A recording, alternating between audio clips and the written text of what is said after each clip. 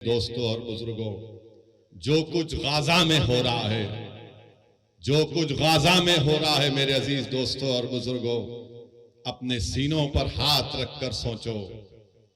अपनी औलाद अगर सामने है तो उनको देखकर अपने दिमागों पर जोर डालकर सोचो कि गाजा में खून रेजी हो रही है, गाजा में नस्ल कशी हो रही है, गाजा में मीडिया ने रिपोर्ट किया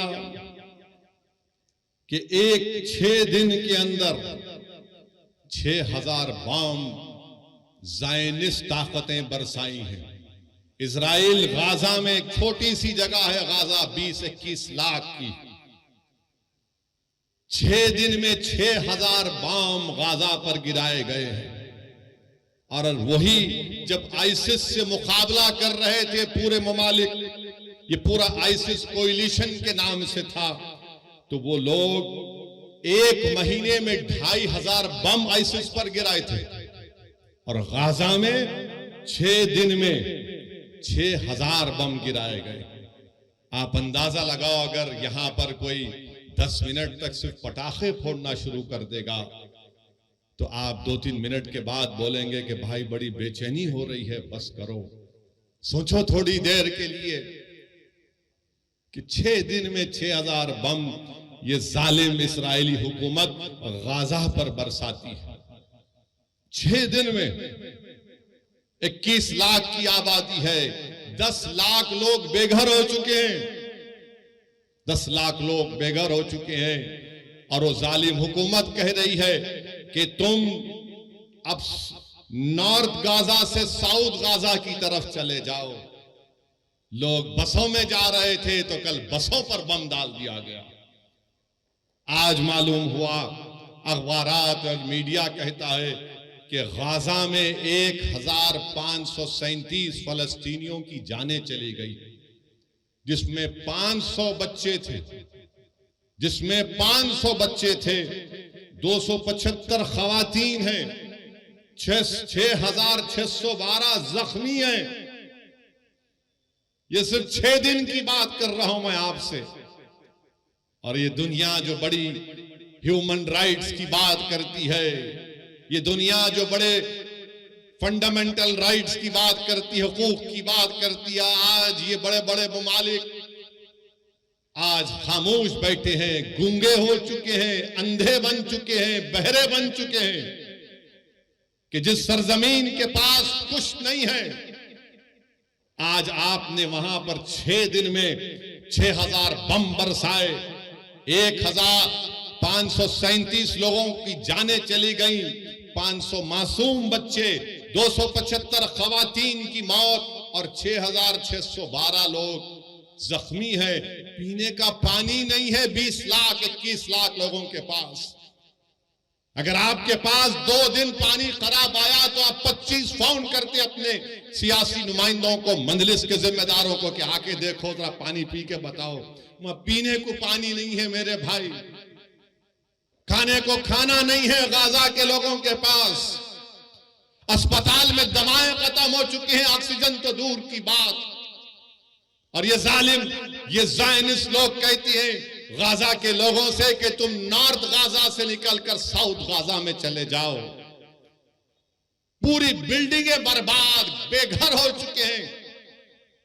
हम नजारे देख रहे हैं कि 10-11 साल का बच्चा जख्मी है, बाप जख्मी है, बजाय बाप अपने बेटे को हिम्मत दिलाए, 12 साल का बच्चा कह रहा है कि अब्बा रोना बंद करो, मैं अच्छा हूं। बिल्डिंग गिरी हुई है, बिल्डिंग के मलबे से लाशें निकल रही हैं, मासूम बच्चों को निकाला जा रहा है, मगर दुनिया खामोश है। दुनिया खामोश है जो बड़ी बड़ी बातें करते हैं ये दौलतमंद ममालिक, क्योंकि मरने वाला फलस्तीनी है। यकीनन जो तशद्दुद होगा, वायलेंस होगा, हम कंडेम करते हैं उसको, चाहे कोई भी करो, वायलेंस रास्ता नहीं है। मगर ये बताओ ये कौन से वायलेंस है? ये तो नस्ल कशी है, ये तो आप उनको खत्म कर रहे हैं, आप उनको बिल्कुल खत्म, सफ़े हस्ती से मिटाना चाहते हैं, जिसको अंग्रेजी में कहते हैं एथनिक क्लेंसिंग हो रहा है फलस्तीनियों का।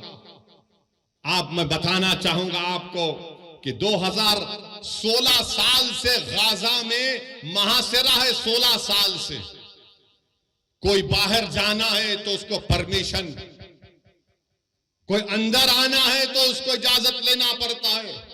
आपने देखा ना कोविड में क्या हुआ था। कोविड में क्या हुआ था कि कोविड में बगैर पास के नहीं कोई नहीं निकल सकता था। 16 साल से फलस्तीनियों को उस तरह का बर्ताव किया जा रहा है। पीने का पानी नहीं है, लाइट उनकी बंद कर दी गई क्योंकि इजराइल के पास से बिजली आती है। 16 साल से मुहासरे में है। अरे समंदर है, मच्छी नहीं पकड़ने देते ये ज़ायनिस्ट लोग। और उस 21 लाख में 50% आबादी 18 साल की, 20 साल के नौजवानों की है।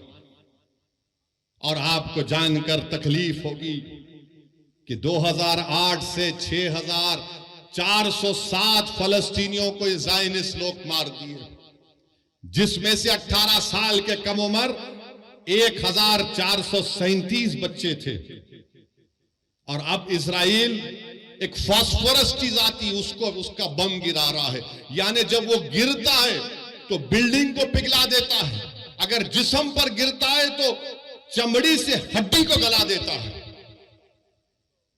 ये जुल्म गाजा के लोगों पर किया जा रहा है। और अमेरिका, बर्तानिया, ये यूरोप, ये फ्रांस जब बड़ी बड़ी बातें करते हैं, आज गूंगे बनकर बैठे कि मासूम लोगों को, अरे 80 साल से लड़ रहे हैं अपनी फलस्तीन और मस्जिद अक्सा और बैतुल मुकद्दस के लिए। मेरे अजीज दोस्तों और बुजुर्गों, ये बात कहना जरूरी था। इसलिए जरूरी है कि अगर गाजा का नाम आए, फलस्तीन का नाम आए, मस्जिद अक्सा का नाम आए, बैतुल मुकद्दस का नाम आए और तुम्हारे और हमारे दिलों में हरारत ईमानी पैदा नहीं हुए तो फिर तुम इंसान कहलाने के लायक नहीं हो। अगर हम इनकी मदद नहीं कर सकते, हम दूर हैं, मगर जज्बात से कर सकते हैं और करना चाहिए। अगर जज्बात भी नहीं है तो मुस्लिम शरीफ की हदीस है कि आका ने फरमाया कि तुम मुनाफिक हो। अल्लाह के रसूल सल्लल्लाहु अलैहि वसल्लम ने फरमाया कि तुम मुनाफिक हो। वो अंबियाओं की बैशत की सरजमीन है। हजरत दाऊद अलैहिस्सलाम, सुलेमान और ईसा अलैहिस्सलाम की बैशत की सरजमीन है। हजरत इब्राहिम अलैहिस्सलाम की खबर, हजरत मूसा अलैहिस्सलाम की खबर वहां पर है। मेरे अजीज दोस्तों और बुजुर्गों, काबतुल्लाह को तूफान नूह के बाद अल्लाह के हुक्म पर हज़रत इब्राहिम अलैहिस्सलाम ने काबतुल्लाह को बनाया और 40 साल के बाद अल्लाह के हुक्म के बाद मस्जिद अक्सा को हज़रत सुलेमान अलैहिस्सलाम ने बनाया।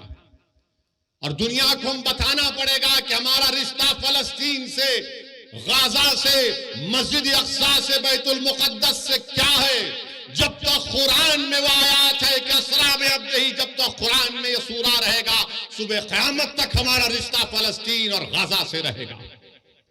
मेरे अजीज दोस्तों और बुजुर्गों, आपने हदीस शरीफ सुनी कि रसूलुल्लाह सल्लल्लाहु अलैहि वसल्लम से एक सहाबी रसूल ने पूछा, या रसूलुल्लाह सल्लल्लाहु अलैहि वसल्लम, क्या हशर के मैदान में हम आपको पाएंगे?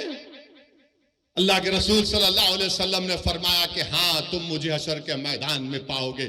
कहां होगा हशर का मैदान? इसी सरजमीन पर हशर का मैदान होगा, इसी फलस्तीन पर हशर का मैदान होगा। फिर आका से पूछा गया सल्लल्लाहु अलैहि वसल्लम से कि दूसरी जगह कहां पर हम आपको पाएंगे? रसूलुल्लाह सल्लल्लाहु अलैहि वसल्लम ने फरमाया कि मैं आबे कौसर पर रहूंगा, मेरी उम्मत प्यासी होगी, मैं मेरी उम्मत की प्यास को बुझाऊंगा। कहां होगा हौज़े कौसर? इसी फलस्तीन से लेकर मदीने तक अहादीस में आया।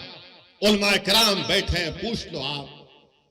मेरे अजीज दोस्तों और बुजुर्गों, ये वो मुबारक सरजमीन है कि कुरान में लफ्ज बारक ना 5 मरतबा आया तो अल-कुद्स है वो। चाहे सूरह असरा हो, सूरे जितने भी 4-5 सूरों में जिक्र आया, 5 जगह पर लफ्ज बारकना का मतलब खुद। अल्लाह के रसूल सल्लल्लाहु अलैहि वसल्लम ने फरमाया कि बड़ी खूब जगह है, ये बड़ी खूब जगह है। तो सहाबा ने पूछा रसूलुल्लाह सल्लल्लाहु अलैहि वसल्लम क्यों? तो रसूलुल्लाह सल्लल्लाहु अलैहि वसल्लम फरमाया कि यहां पर फरिश्ते अपने पर बिछा कर बैठते हैं, यहां पर फरिश्ते अपने पर बिछा कर बैठते हैं। रसूलुल्लाह सल्लल्लाहु अलैहि वसल्लम ने फरमाया कि मीजान लगेगा, यह हिसाब किताब की जगह है। मेरे अजीज दोस्तों और बुजुर्गों, इमाम अहमद ने यह हदीस शरीफ लिखी अपने मसनद में कि अल्लाह के रसूल सल्लल्लाहु अलैहि वसल्लम ने फरमाया कि मेरी उम्मत में गिरोह रहेगा जो सुबह क़यामत तक हक की तरफदारी करेगा, जो सुबह क़यामत तक हक की तरफदारी करेगा, बातिल ताकतों से मुकाबला करता रहेगा। उनके पास दौलत नहीं होगी मगर हक की तरफदारी करते रहेंगे कि क़यामत भी आ जाएगी। तो सहाबा इकराम ने पूछा, रसूलल्लाह वो कौन सी जगह होगी? तो आक़ाए दो आलम सल्लल्लाहु अलैहि वसल्लम ने फरमाया, अल खुद्स, अल खुद्स, अल खुद्स। मेरे अजीज दोस्तों और बुजुर्गों, इसीलिए हमको अपने सीनों में गाजा के अवाम की तकलीफ को महसूस करनी चाहिए। वो जो 500 बच्चे मरे, तकलीफ को महसूस करो। वो तुम्हारी औलाद तो नहीं है, मगर सोचो अगर तुम्हारी औलाद मर जाती। सोचो थोड़ी देर के लिए वो कोविड में जब हम लाशों को उठा उठा कर डर डर कर लेकर जा रहे थे, सोचो थोड़ी देर के लिए, 1 साल 2 साल नहीं, 70 साल से ये मुजाहिद, ये गय्यूर कौम अगर पूरी दुनिया में हक की सरबुलंदी के लिए और बातिल की शिकस्त के लिए अगर किसी सरजमीन पर मुबारक रूहों का खून गिरा है तो मसले फलस्तीन पे गिरा। मस्जिद अक्सा, बैतुल मुक़द्दस के लिए खून बहाया जा रहा है। मैं सलाम करता हूं उन माओं को जिन्होंने इन बहादुर बच्चों को पैदा किया, जो ज़ायनिस्ट लोगों की गोलियों का निशान बन रहे हैं, जो बमों से उनकी मौत हो रही है। मगर दुनिया ये जान ले कि जब तक हम जिंदा है दुनिया जिंदा है, जब हम नहीं तो दुनिया भी नहीं। याद रखो, मौत से डरने वाले हम नहीं, हम अपना मुकद्दर लिखा कर लाए हैं कि अल्लाह मेरी जिंदगी में लिख चुका है, तुम्हारी जिंदगी में लिख चुका है। मगर सवाल यह है कि तुम अपनी जिंदगी गुलामों की तरह गुजारोगे या फिर तुम बहादुरों की तरह अपनी जिंदगी को गुजारोगे। लोग मुझसे पूछते हैं फोन करके कि असदुद्दीन अवैसी ये कैसा हो रहा है, ये क्या हो रहा है। लोग तकलीफ महसूस करते हैं और लोग पूछते हैं कि कहां है सलाहुद्दीन अय्यूबी, कहां है वो सलाहुद्दीन अय्यूबी। अरे तुम अपनी औलाद की क्या तरबियत कर रहे हो? कहां से सलाहुद्दीन पैदा होगा जब बाप अपनी औलाद के सामने अपनी मां की बेइज्जती करेगा? कहां से सलाहुद्दीन आएगा जब तुम बेटे के सामने, औलाद के सामने अपनी बीवी से गलत बर्ताव करते हो? कहां से सलाहुद्दीन आएगा जब नौजवान गुनाह करते हैं, जिना करते हैं? कहां से सलाहुद्दीन आएगा जब तुम जिना करते हो? कहां से सलाहुद्दीन आएगा जब तुम अपने ही हाथ से अपने भाई का कत्ल करते हो? कहां से सलाहुद्दीन पैदा होगा जब हमारी बेटियां गुनाह करती हैं? सलाहुद्दीन कैसे पैदा होगा? जब तुम नेक बनोगे, जब तुम गुनाहों से दूर रहोगे, तुम रसूलुल्लाह सल्लल्लाहु अलैहि वसल्लम से बेपनाह मोहब्बत करोगे तमाम चीज और दुनिया से बढ़कर। सलाहुद्दीन अय्यूबी जिंदगी में जब तक बैतुल मुक़द्दस मस्जिद अक्सा पर कामयाबी हासिल नहीं किया, उसकी पेशानी पर बल रहता था। बास जगह मैंने पढ़ा कि सलाहुद्दीन अय्यूबी जब तक फलस्तीन पर कामयाबी हासिल नहीं किया वो मुस्कुराता नहीं था। लोग उससे बोलते थे, सलाहुद्दीन तुम मुस्कुराते क्यों नहीं हो, तुम्हारी पेशानी पर बल क्यों नहीं आता? तो सलाहुद्दीन कहता था कि क़िबले अव्वल हमारा रहा है। 17 साल रसूलुल्लाह सल्लल्लाहु अलैहि वसल्लम ने क़िबला बनाया। वो जगह जहां पर आक़ा दो आलम सल्लल्लाहु अलैहि वसल्लम जमीन से आसमानों पर अल्लाह का जाकर दीदार करे, उस जगह पर जब तक हम कामयाबी हासिल नहीं करते, सलाहुद्दीन कैसे मुस्कुराएगा? सलाहुद्दीन के पेशानी से बल कैसे जाएगा जब क़िबला अव्वल मेरे साथ नहीं है।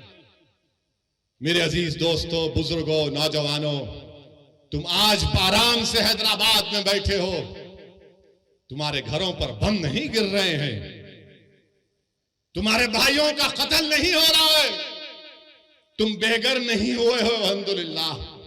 मगर गाजा के गरीब लोग 21 लाख की आबादी में 10 लाख बेघर हो चुके हैं।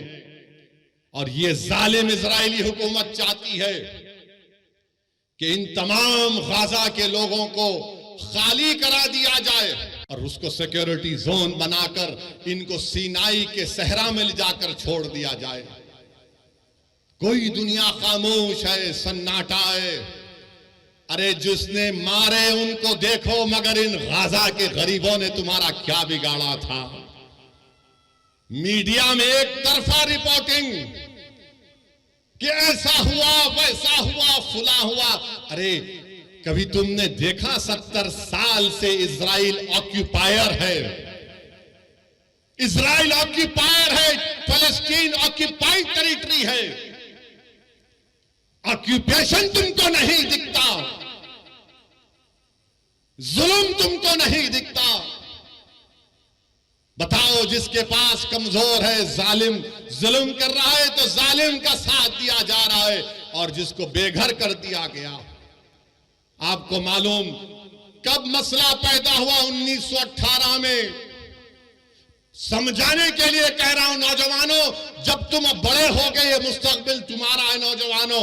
1918 में यही ज़ायनिस्ट लोग वहां पर गए, बरतानिया से साजबाज किया और 1918 से फलस्तीनियों को भगाने का प्रोग्राम बनाया।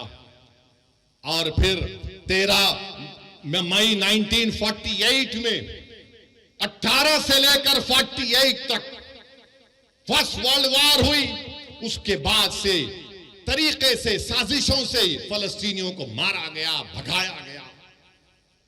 और उसके बाद क्या हुआ? 20-25 साल के अरसे में, जिसको फलस्तीन की तारीख में नक्बा कहते हैं, कितने लोग बेघर हो गए? 1.5 करोड़ फलस्तीनियों को भगा दिया गया। और फिर 67 की जंग हुई तो हमने मस्जिद अक्सा को खो दिया, उस मुबारक जगह को खो दिया जहां पे आकाए दो आलम सल्लल्लाहु अलैहि वसल्लम तमाम रसूलों और नबियों की नमाज इमामत की थी। और उस वक्त से वो फलस्तीनी लड़ रहे हैं। फलस्तीन का मसला सिर्फ अरबों का मसला नहीं, फलस्तीन का मसला सिर्फ मुसलमानों का मसला नहीं, फलस्तीन का मसला हर उस इंसान का मसला है जो इंसाफ चाहता है, जो इंसाफ चाहता है। और जो पूछते हैं कि सलाहुद्दीन कहां आएगा, अरे सलाहुद्दीन को आने के लिए तुमको नेक बनना पड़ेगा। जब ईसाइयों ने मस्जिद अक्सा और बैतुल मुक़द्दस पर कब्जा किया, क्रूसेडर्स ने एक दिन में 70,000 मुसलमानों का कत्लेआम हुआ। उनके घोड़े गिर जाते थे, इतना खून था। मगर जब सलाहुद्दीन अय्यूबी ने फलस्तीन बैतुल मुक़द्दस पर कामयाबी हासिल की और तमाम ईसाई लोग जमा हुए, बोले कि सलाहुद्दीन अब तुम हमसे क्या करोगे? तो सलाहुद्दीन अय्यूबी ने कहा कि मैं वो नहीं करूंगा जो तुमने किया था। मैं रसूल अल्लाह सल्लल्लाहु अलैहि वसल्लम के गुलामों का गुलाम हूं, तुमको मैं माफी देता हूं, जाओ, तुम्हारी जान को भी कोई हाथ नहीं लगाएगा। यही सलाहुद्दीन अय्यूबी के पास एक कबीला था जो दीन इस्लाम को कबूल नहीं करता था। सलाहुद्दीन अय्यूबी ने जोर जबरदस्ती नहीं की। एक कबीले की एक औरत आई सलाहुद्दीन अय्यूबी के पास और आकर कहा कि सुल्तान, मेरे 4 बच्चे गायब हैं, मेरे बच्चों को वापस लेकर आओ। Salahuddin Ayyubi Fatih फलस्तीन, Fatih Betul मुक़द्दस उठता है, अपने जिस्म पर जर्रा पहनता है, तलवार उठाता है। वो औरत खातून कहती है, कहां जा रहे सुल्तान? तो कहा, तेरे बच्चों को तलाश करने जा रहा हूं। वो हैरान होकर पूछती, आप जाएंगे मेरे बच्चों के लिए? बोले हाँ, तेरे बच्चे मासूम हैं। फजर को निकलता सलाहुद्दीन अय्यूबी ज़हर हो जाती है। ज़हर से असर के करीब जब सलाहुद्दीन अय्यूबी इन बच्चों को देखता है, बच्चे डरे हुए हैं, सहमे हुए हैं, उनको गोद में उठाकर अपनी माँ के पास जब लेकर आता है तो बच्चे, उसमें से जो बड़ा उम्र का बच्चा था 13-14 साल का, वो फर्त मसरत में अपनी माँ की तरफ दौड़ता है कि अम्मा अम्मा।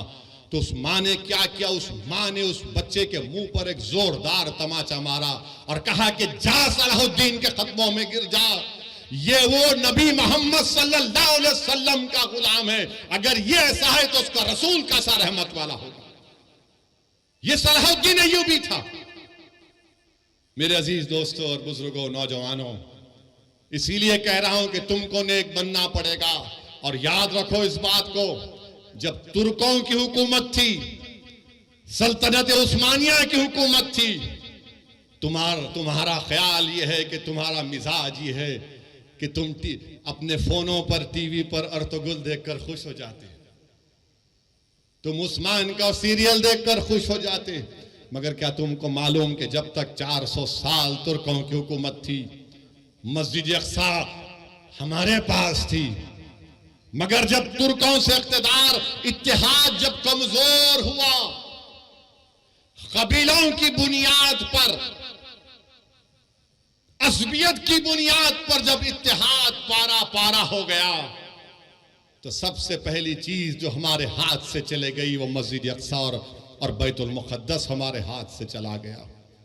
इसीलिए मेरे अजीज दोस्तों और बुजुर्गों, इत्तेहाद को मजबूत रखो। याद रखो, तुमको हम तमाम, मुझसे तुमको नफरत होगी, मगर मेरी और तुम्हारी ख्वाहिशों से ज्यादा और अहमियत का काम इत्तेहाद।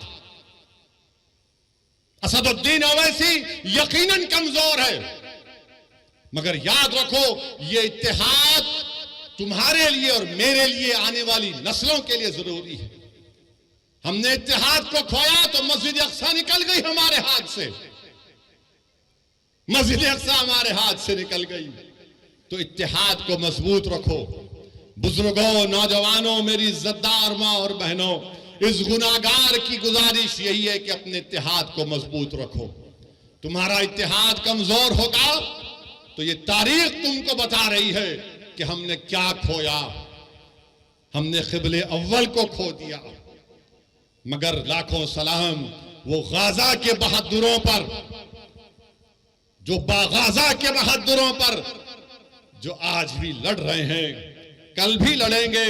मगर हम हमारे वजीर आजम से कहना चाहेंगे कि मोदी जी रोको जो गाजा में जुल्म हो रहा है फलस्तीनियों पर।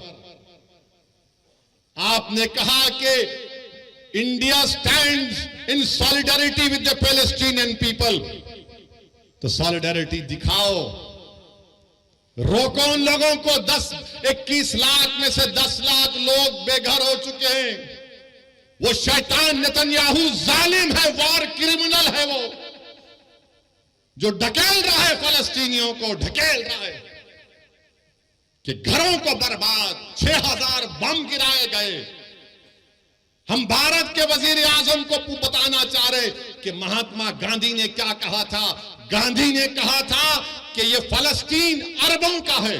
जिस तरह अंग्रेजों के लिए बर्तानिया है, फ्रेंच के लिए फ्रांस है, ये अरबों की जमीन है, ये अरबों की जमीन है, गांधी ने कहा था। मगर अफसोस की बात यह है कि आज हमारी हुकूमत खामोश बैठी हुई है। क्यों खामोश बैठी हुई है? अगर हम पूरी दुनिया में एक सुपर पावर बनना चाहते हैं, अगर हम अक़वाम मुत्तहिदा की सिक्योरिटी काउंसिल में मेंबरशिप चाहते हैं वोटिंग राइट के साथ, तो फिर हमारी हुकूमत को, हमारे मुल्क को ये जो वॉर क्राइम्स इजराइल कर रहा है उसकी मजम्मत करनी चाहिए। जो फलस्तीनियों को गाजा से निकाला जा रहा है उनकी मदद करनी चाहिए, रोकना चाहिए। अरे उनको पानी दो, दवा दो, लाइट दो। ये कौन सा जुल्म है कि तुम उनको मार रहे हो? बेहतरीन से बेहतरीन हथियार अमेरिका दे रहा है, अरे आप इन पर हथियार बरसा रहे। मेरे अजीज दोस्तों और बुजुर्गों, अभी हमारे मुल्क के चीफ मिनिस्टर ने कह दिया, क्या कहा उन्होंने कि अगर कोई फलस्तीन का नाम लेगा तो उसको बुक कर दो। सुनो मुख्यमंत्री, मैं फलस्तीन का झंडा तिरंगे के साथ लगा के आया, मैं फलस्तीन के लिए खड़ा हूं और खड़ा रहूंगा इंशाअल्लाह ताला। फलस्तीन सिर्फ मुसलमानों का अरबों का मसला नहीं, फलस्तीन इंसानियत का मसला है।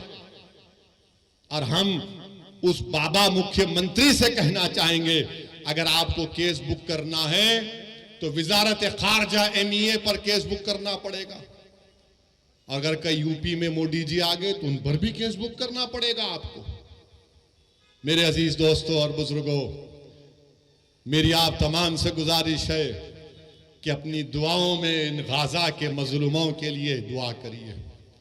हम इस मुबारक शब में अल्लाह से दुआ करते हैं कि अल्लाह तुझे तेरे हबीब मोहम्मद मुस्तफ़ा सल्लल्लाहु अलैहि वसल्लम का वास्ता तो इन गाजा के लोगों की हिफाजत फरमा दे। अल्लाह हम तुझसे तेरे हबीब का वास्ता देकर भीख मांगते हैं, या अल्लाह इनकी जानों और माल की हिफाजत फरमा। परवरदिगार इनकी गैब से मदद फरमा। या अल्लाह तेरे हबीब का इरशाद है कि सुबह क़यामत तक एक गिरोह रहेगा जो हक की तरफदारी करेगा। या अल्लाह उस सरजमीन पर जहां पर हशर का मैदान होगा, या अल्लाह उस सरजमीन पर जहां पर आबे कौसर होगा, या अल्लाह उस सरजमीन पर जहां पर मीजान होगा, या अल्लाह जिस सरजमीन पर पूरों को तू इकट्ठा करेगा, परवरदिगार वहां पर जालिम जुल्म कर रहा है। या अल्लाह मदद फरमा गाजा के लोगों की, अल्लाह गाजा के लोगों की हिफाजत फरमा। परवरदिगार तुझे तेरी रहमत का वास्ता अल्लाह तू रहम फरमा दे। अल्लाह तेरे आपके पास 70 माओं की मोहब्बत है। परवरदिगार जो हजारों की तादाद में लोग मर रहे हैं, जो बच्चे मर रहे हैं, अल्लाह उन माँ बाप को हिम्मत दे, अल्लाह उनकी हिफाजत फरमा। अल्लाह तेरी पूरी कायनात में कोई ऐसा नहीं है जो इन गरीबों की मदद कर सके, मगर अल्लाह तू जमीन व आसमान का खालिक है, तेरे खजाने में कोई कमी नहीं आएगी। अल्लाह तू कुन फयकून फरमा दे। परवरदिगार अल्लाह उनको कोई खाना नहीं दे रहा, अल्लाह तू रज़्ज़ाक़ है, उनको रिज़्क़ दे दे। अल्लाह कोई इनको पानी नहीं दे रहा, तो आसमानों से बारिश को बरसा दे। अल्लाह इनके पास दवाएं नहीं है, तू शाफी है, अल्लाह उनकी शिफात फरमा दे। परवरदिगार आज इस जमीन पर जो लोग हक के लिए काम कर रहे हैं उनकी मदद फरमा। अल्लाह जालिमों के जुल्म से छुटकारा दिला दे, अल्लाह तशद्दुद को खत्म कर दे। हमारी अल्लाह से दुआ है कि अल्लाह नबी करीम सल्लल्लाहु अलैहि वसल्लम के सदक़े तोफ़ैल में फ़लस्तीनियों की मदद फरमा। अल्लाह उस इलाके को अमन का गहवारा बना दे, अल्लाह उस इलाके को अमन का गहवारा बना दे। अल्लाह हमारे मुल्क में अमन को मजबूत फरमा दे। अल्लाह हमारे जान और माल और ख़ास तौर से या अल्लाह हमारे ईमान की हिफाजत फरमा। अल्लाह हमारे ईमान की हिफाजत फरमा। परवरदिगार जब तक तू हमको जिंदा रखेगा, मेरे मौला तुझे तेरी रहमत का वास्ता, तेरे हबीब का वास्ता, हम झुके तो सिर्फ तेरे सामने झुके। अल्लाह हम किसी से मांगे तो तुझसे मांगे। अल्लाह हमको शिरक से बचा ले, अल्लाह हमको शिरक से बचा ले। अल्लाह तू हमारा रब है, हमारे लिए काफी है। अल्लाह तू हमको रसूल अल्लाह सल्लल्लाहु अलैहि वसल्लम को उम्मती बनाया, ये दुनिया का सबसे बड़ा एजाज हमको दिया। मेरे रब लाज रख ले, मेरे अल्लाह लाज रख ले। परवरदिगार अल्लाह कमजोरों की मजलूमों की लाज रख ले। अल्लाह इनकी हिफाजत फरमा जो बेसरो सामानी में अल्लाह जानवरों से बदतरीन सलूक गाजा में किया जा रहा है। अल्लाह गाजा के उन गरीबों की मदद फरमा। अल्लाह हमारे वतन अजीज में अमन को मजबूत कर दे, जालिमों के जुल्म का छुटकारा दिला दे। अल्लाह जो लोग हक के लिए मेहनत कर रहे हैं, अल्लाह उनको कामयाब कर दे। अल्लाह हमारे इत्तेहाद को मजबूत फरमा। परवरदिगार हमारे इत्तेहाद को मजबूत फरमा। अल्लाहुम्मा सल्लि अला सय्यिदिना मुहम्मदिन अब्दिका रसूलिका रब्बि उम्मिल आलि सहबि सल्लिम। सुब्हान रब्बिका रब्बिल इज्जति अम्मा यसिफून व सलामुन अलल मुरसलीन वल्हम्दुलिल्लाहि रब्बिल